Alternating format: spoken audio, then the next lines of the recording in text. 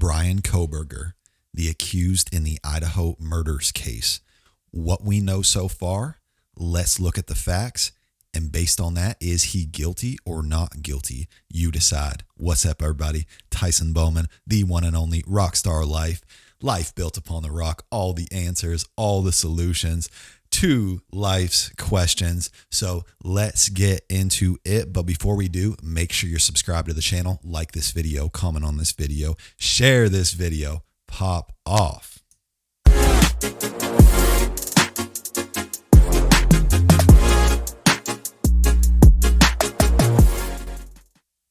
All right, y'all. So let's take a look at every single piece of information we know so far. And a lot of this is based on the affidavit that came out. So drew up a list here. So cell phone data say he was in the immediate area at least 12 times before the murders. On these occasions, except for one, they all occurred in the late evening and early morning hours.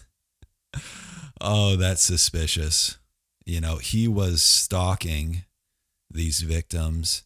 He was watching their movements, gathering the data he needed to commit this act. That's how I read that. So his phone went ghost between 2:47 a.m. and 4:48 a.m. at the time of the murders.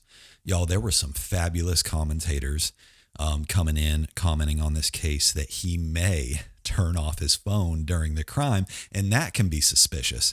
And that's exactly what he did.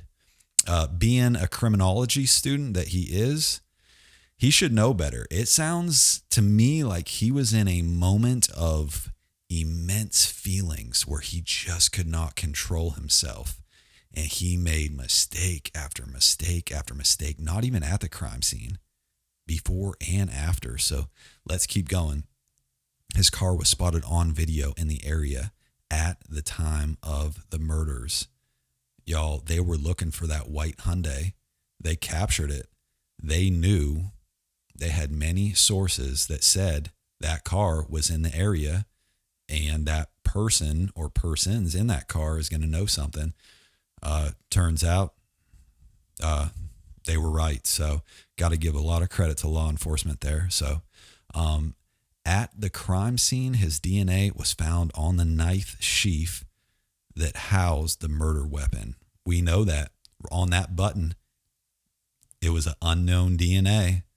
They traced that DNA back to his father.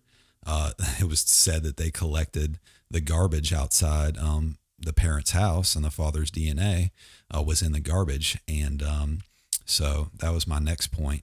And that's how pretty much they connected Bryan through his father, is what I've gathered. So Dylan Mortensen, one of the surviving roommates, you know, that was on the first level, spotted the killer, stating that he has bushy eyebrows, which matches Brian Kohberger.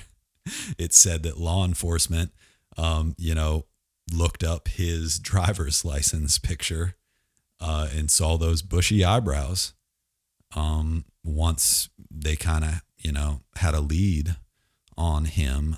So according to cell phone data, he came back to the scene of the crime around 9 a.m. just after the murders.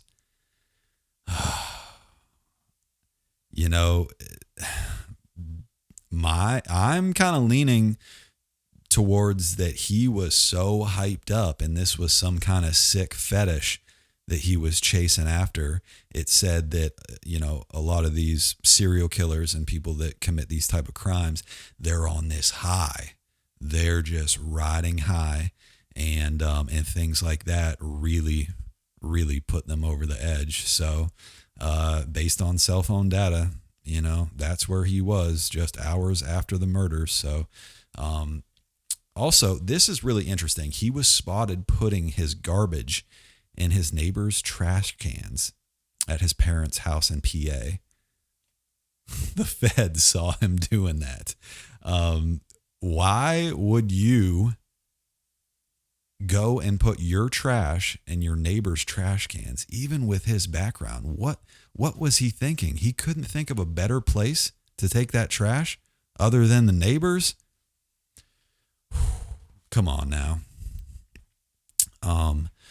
So here's where we're at now. Will they find more evidence in his car that was recovered from his parents' house in PA? And will they find more evidence in his apartment in Pullman, Washington? Y'all, my guess is yes. I think they're going to possibly find DNA from the victims either in the apartment or in the car, or fiber evidence or something that can say that those why is the victim in your apartment? Why is the victim in your car? It's going to be really hard to explain that. And I know law enforcement is working real hard and trying to tie this all together. And again, I give them so much credit. They really remained steadfast. They remained tight-lipped. They had a great poker face, especially Chief Fry. Hats off to these guys. They absolutely, they did such a good job. So based on what we know so far, and I'd love to hear what you think about this, please comment in the comments section. Are we dealing with a smart criminal here? You know, this is a highly educated individual, much, much more than me. I mean, he was going for his doctorate. I mean, that stuff's no joke. That's a lot of work. And, you know, you got to have some smarts upstairs to make it that far. So, did something unforeseen happen at the crime scene that threw him off his game? Y'all, he made a lot of mistakes, you know, leaving the knife sheath there. You know, that's a big no-no. Of course, his DNA was going to be on that. I'm sure he even knew it. So he could not have done that on purpose. You know, what happened? What happened? Why didn't he pull off the perfect crime? Again, I'd love to know what you think. And based on all this, guilty or not guilty, what reasonable doubt exists? You know, these are just some things I'm thinking of, y'all. So that's all I have for now.